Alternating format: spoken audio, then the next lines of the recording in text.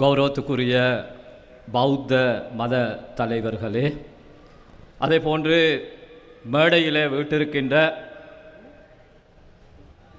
விளையாட்டுத்துறை அமைச்சர் உட்பட பிரதி அமைச்சர்கள், பாராளுமன்ற உறுப்பினர்கள், தொழில் துறைசார் வல்லுநர்கள், உள்ளூராட்சி சபைகளை பிரதிநிதித்துவப்படுத்தி இந்த சந்தர்ப்பத்திலே மோடி இணைந்து கொண்டிருக்கின்ற உறுப்பினர்கள்,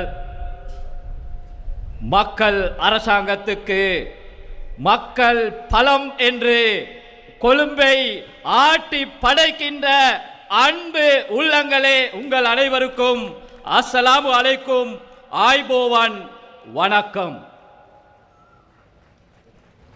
நான் இன்றைய தினம் பல மேதின கூட்டங்களை பார்க்க கிடைத்தது. ஐக்கிய மக்கள் சக்தியின் மேதின கூட்டத்தை பார்க்கின்ற போது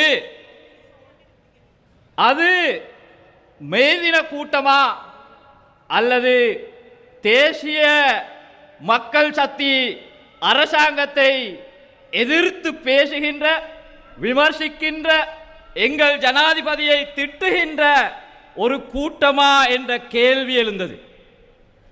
எங்கும் எந்த ஒருவரும், அந்த மேடையிலே கதைக்கின்ற ஒருவரும் இது தொழிலாளர் தினம், தொழிலாளர்களின் உரிமைகளை பற்றி பேசுகின்ற இடம், தொழிலாளர்களுக்குரிய முக்கியத்துவத்தை வழங்க வேண்டிய தினம், எனவே எதிர்க்கட்சியாக இருந்து அரசாங்கத்தை எவ்வாறு தொழில் சார்ந்த விடயங்களிலே பலப்படுத்த வேண்டும் என்று கதைக்க வேண்டியவர்கள், பேச வேண்டியவர்கள் இன்று என்ன அவர்களுக்கே பொருத்தமான, அவர்களை சரியாக பிரதிநிதித்துவப்படுத்துகின்ற ஒரு முழக்கத்தை தெரிவு செய்திருக்கின்றார்கள்.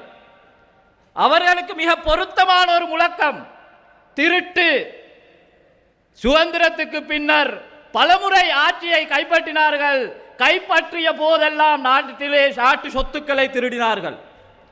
அதே போன்று புரட்டு. அது மாத்திரமல்ல பொய்யும் தான். உங்களுக்கு ஞாபகம் இருக்கும், கடந்த ஜனாதிபதி தேர்தலின் போது, பாராளுமன்ற தேர்தலின் போது, ஏனைய தேர்தல் சந்தர்ப்பங்களிலே இந்த நாட்டிலே என்ன சொன்னார்கள்?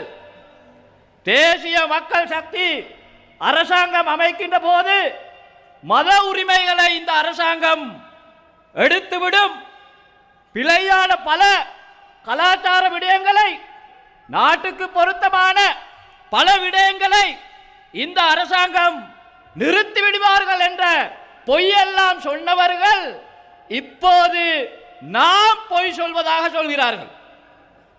அவர்களால் செய்ய முடியுமான ஒரே விடயம்தான் பொய்யும் புரட்டும் களவும். அவர்களால் தான் அதனை செய்ய முடியும்.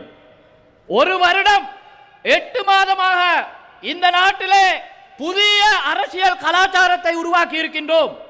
இன்று மக்கள் சொல்லுகின்றார்கள், அவர்கள் கொழும்பிலே இன்று ஒரு மே கூட்டம் மாட்டுதான் இருக்கிறது.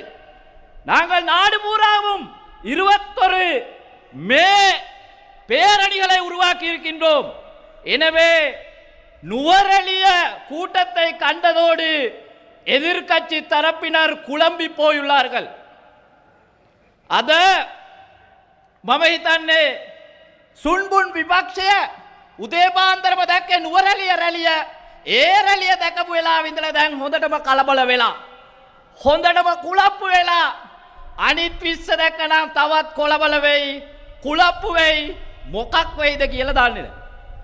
எனவே நாங்கள் இந்த நாட்டில் மக்களுக்கு அளித்தது போன்று அரசாங்கத்தை கைப்பற்றியதன் பின்னர் எமது முதலாவது வரவு செலவு திட்டத்தில் இந்த நாட்டின் தொழில் சார்ந்தவர்களுக்கு இந்த வங்கரோத்தடை, இந்த பொருளாதாரத்துடைய நாட்டை பொறுப்பேற்ற போதும் கூட மக்களுக்கு முடியுமான அனைத்து முடியுமானவைகளை மேற்கொண்டிருக்கின்றோம்.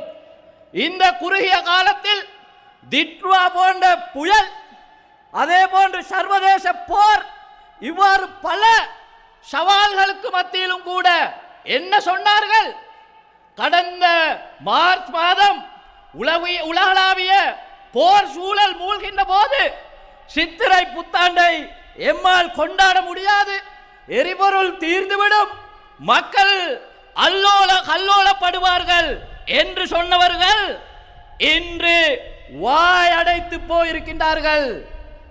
முதலில் அந்த மேதின கூட்டம், ஐக்கிய மக்கள் சக்தியின் மேதின கூட்டம், அவர்களுக்கு இந்த மாவட்டத்தில் உள்ளவர்கள் ஒன்றாக இணைந்து ஒரு போஸ்டர் அடிக்க முடியாத நிலை, ஒவ்வொருவரும் தனியாக அடிக்கின்ற நிலை உருவாகி இருக்கிறது.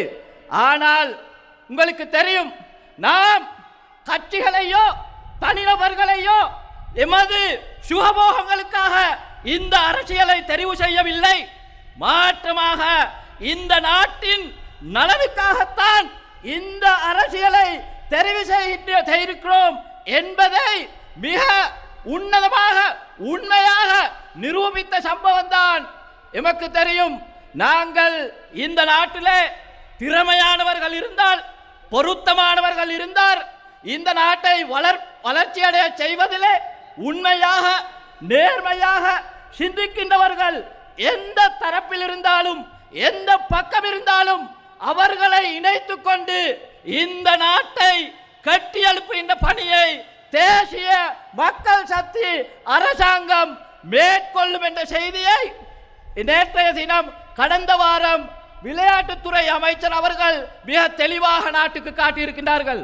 எனவே இந்த நாட்டில் உள்ள இந்த நாடு, எனவே அவர்கள்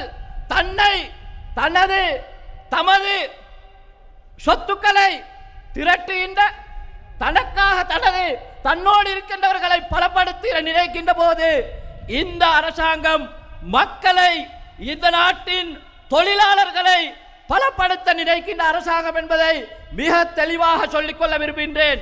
எனவேதான் கடந்த காலங்களில் குறிப்பாக மலையக மக்களுக்கு பல அரசாங்கங்களால் கொடுக்க முடியாத சலுகைகளை இந்த அரசாங்கம் சவால்களுக்கு மத்தியிலே கொடுப்பதற்கு முடியுமாக இருந்தது.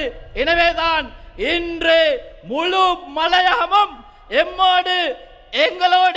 எம்மோடு இணைந்திருக்கின்றன.